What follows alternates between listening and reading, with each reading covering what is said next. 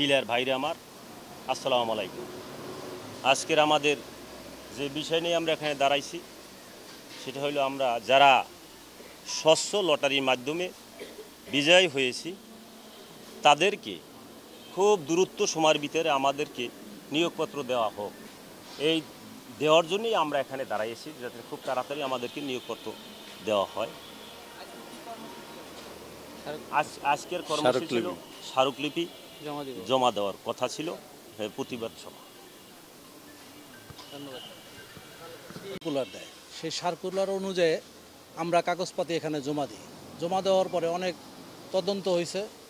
তদন্ত হওয়ার পরে সপ্তাহখানিক আগে প্রায় 1 বছর পরে সপ্তাহখানিক আগে লটারির একটা ডেট আমাদেরকে গ্রুপে দিয়ে দেয়। সেই অনুযায়ী আমরা ইঞ্জিনিয়ার ইনস্টিটিউটে লটারির ডেট টাইম দেয়, ওইখানে আমরা যারা নতুন জমা দিছি সেখানে আমরা যাই। সেখানে আপনাদের 1012 লোক ছিল, সেখানে আপনাদের অনেক সাংবাদিক ছিল, অনেক মিডিয়া ছিল, প্রশাসন ছিল, ম্যাজিস্ট্রেট ছিল, সচিব ছিল, সচিবটাও বোধহয় ছিল, আমি ঠিক জানি না। তো সবাই সামনে এই লটারিটা হয় এবং লটারিটা স্বচ্ছ হয়। সেই লটারিতে আমরা এখানে যারা উপস্থিত আছি আরও অনেকে বিজয় হয়েছি। এই লটারিটা হওয়ার পরে এখন আমাদেরকে আটকায় রাখছে। কেন আটকায় রাখছে আমি জানি না। তা আমার প্রতিপক্ষের কাছে অনুরোধ থাকবে বিশেষভাবে যারা আমরা নতুন পাইছি তাদেরকে যাতে অতি দ্রুত আমাদেরকে জনগণের সেবা করার জন্য নিয়োগপত্রটা দ্রুত দিয়ে দেয়, সেই বিপুল আবেদন আমি প্রতিপক্ষের কাছে আবেদন করি, যাতে আমাদেরকে দ্রুত জনগণের কাজ করার জন্য, সেবা করার জন্য সুযোগটা দেয়। এই বলে আমার বক্তব্য শেষ করছি।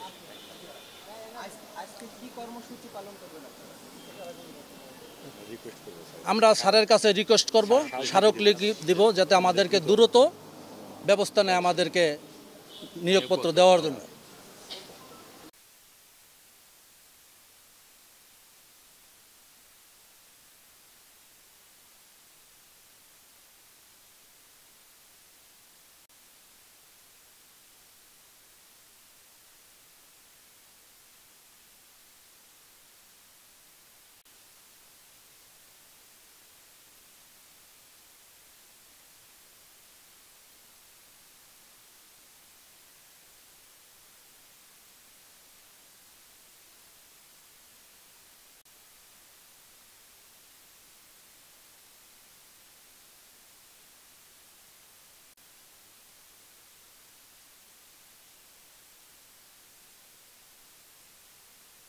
এটা আমাকে যে আমারও স্যার বলছে যে আপনারা কমিশনার স্যারের অফিসে যাওয়ার জন্য। না না ঠিক আছে, কিন্তু সাংবাদিকরা ঢুকতে পারবে না। এটা আমাকে যে ব্যবস্থা হ্যাঁ ঢুকতে পারবে না কেন? এটা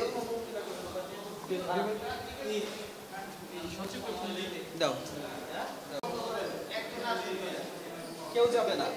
আপনার এখানে এরকম নিয়মটা কোথায়? কেউ যাবে না, সাংবাদিকরা যাবে না, এটা বলছে।